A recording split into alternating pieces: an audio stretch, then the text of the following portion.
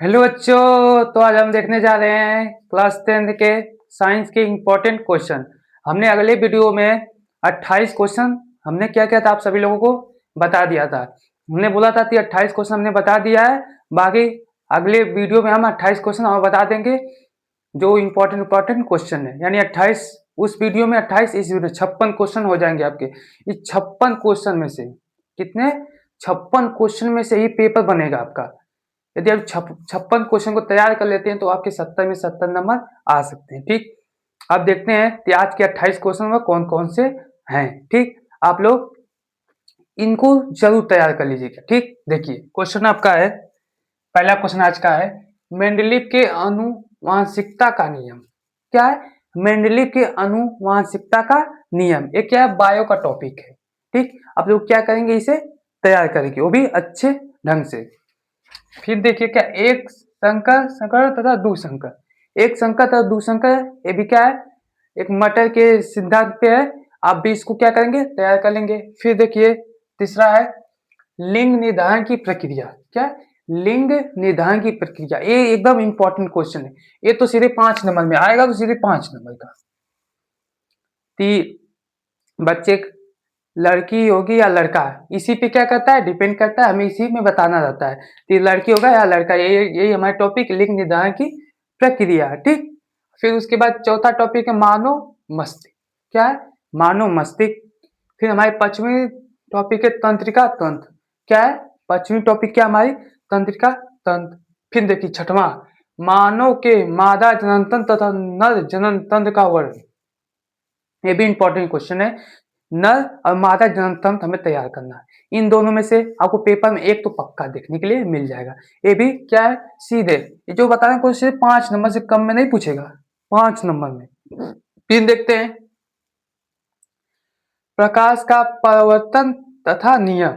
ठीक, सातवां, आठवां, अवतल दर्पण तथा उत्तल दर्पण से प्रतिबिंब बनना, यानी क्या है, अवतल दर्पण से कितने प्रतिबिंब बनते हैं और उत्तल प्रतिबिंब से, सॉरी, उत्तर दर्पण से कितने प्रतिबिंब बनते हैं तथा उत्तर, सॉरी, अवतल दर्पण से कितने प्रतिबिंब बनते हैं तथा उत्तर दर्पण से कितने प्रतिबिंब बनते हैं, यही हमें बताना है। जैसे 6 तो अवतल से बनते हैं और उससे कम उत्तल से बनते हैं, मतलब किस स्थिति में रखा जाता है वस्तु, तो किस स्थिति में इमेज बनता है, वही हमें 6 टॉपिक अवतल दर्पण और जो एक दो टॉपिक है, 2 टॉपिक है उत्तर दर्पण, तो उसको हमें क्या करना है, तैयार करना है। ठीक, फिर 9वीं टॉपिक प्रकाश का अपवर्तन तथा नियम।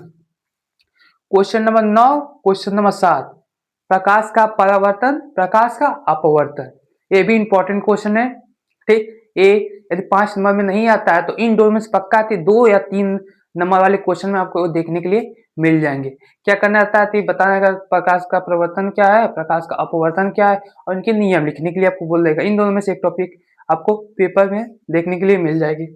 फिर 10 लेंस से प्रतिबिंब का निर्माण, ऊपर क्या था, दर्पण से निर्माण था, और नीचे ये देखिए 8 वाले में क्या था, दर्पण से प्रतिबिंब, और 10 वाले में क्या है, लेंस से प्रतिबिंब का निर्माण। ठीक, फिर 11 लेंस की क्षमता, क्या बोला, लेंस की क्षमता क्या होती है।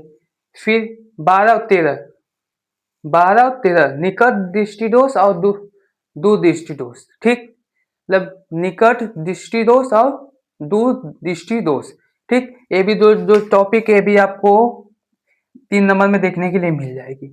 ठीक, इन दोनों में से एक टॉपिक आपको 3 नंबर में देखने के लिए तो आराम से मिल जाएगी।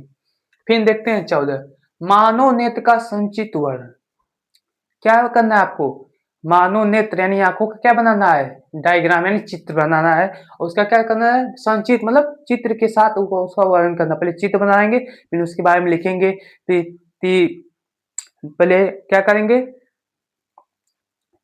नेत्र बनाएंगे। नेत्र बनाने के बाद उसके सभी पार्ट लिखेंगे कि इस पार्ट को ये नाम, इस पार्ट का ये नाम है, हमें वही लिखना है। फिर उसके बाद उसकी उसकी जो टॉप क्या हेडिंग है उसको अच्छी तरह से लिखना है, तब जाके आपको 5 नंबर मिलेगा। ये भी 5 नंबर पूछेगा पूछेगा सीधे 5 नंबर में। क्यों, संचित वर्णन करना, चित्र के साथ इसका लिखना है। फिर देखिए 15वां, ओम का नियम तथा सत्यापन, आपको क्या लिखना है, ओम का नियम लिखना है और सत्यापन यानी सिद्ध करना है। फिर देखिए 16, विद्युत धारा, विद्युत धारा किससे कहते हैं, छोटी सी टॉपिक है, आपकी 1 या 2 नंबर में आपसे पूछ सकता है। फिर देखिए प्रतिरोध, 70 प्रतिरोध, 18 विशिष्ट प्रतिरोध, ठीक। जो दोनों टॉपिक है 16, 17, 18, ये छोटी-छोटी टॉपिक है, जो एक बार आप देख लेंगे तो याद हो जाएगा। ये एक-एक नंबर में आपसे पूछ सकता है या बहुविकल्पी में इसके फार्मूले पूछ सकते हैं बस।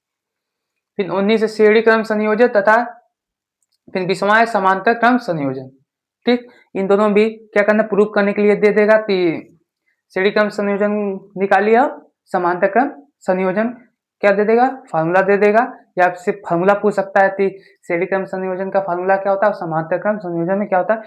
ये फार्मूला क्यों, क्योंकि बहुविकल्पी तो 20 क्वेश्चन है, 20 में आपसे पूछ सकते हैं।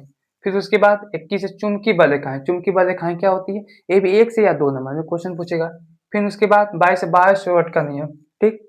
फिर 23 से फ्लेमिंग के दाएं और बाएं हाथ का नियम, ठीक। ये भी क्वेश्चन पूछ सकता है कि फ्लेमिंग के दाएं और बाएं हाथ का नियम क्या है। फिर उसके बाद आते हैं 24 विद्युत मोटर, विद्युत जनित्र, विद्युत मोटर तथा विद्युत जनित्र। ये पूछेगा तो बड़े में पूछेगा, चित्र बना के और उसका ऑर्डर करने के लिए बोलेगा। ये भी आपसे 5 नंबर क्वेश्चन पूछेगा। क्यों, विद्युत जनित्र, विद्युत मोटर क्या है, बड़ी टॉपिक है, जो कभी आपसे पूछेगा तो क्या पूछेगा, डायनमो के साथ पूछेगा, ताकि आप चित्र भी बनाए, उसका फिर क्या करें, वर्णन भी करें, ताकि क्यों वो 5 नंबर पूछता है, इसलिए आपको ज्यादा करने के लिए उस क्वेश्चन में बोलेगा, तो आप इन दोनों टॉपिक को जरूर याद कर लेंगे, यानी तैयार कर लेंगे अच्छी तरह से। फिर उसके बाद है 26 टॉपिक, 26वां फ्राडे का नियम, किसका, फ्राडे का नियम। फिर 27 ओजोन परत का अपक्षय, क्या, ओजोन परत का अपक्षय।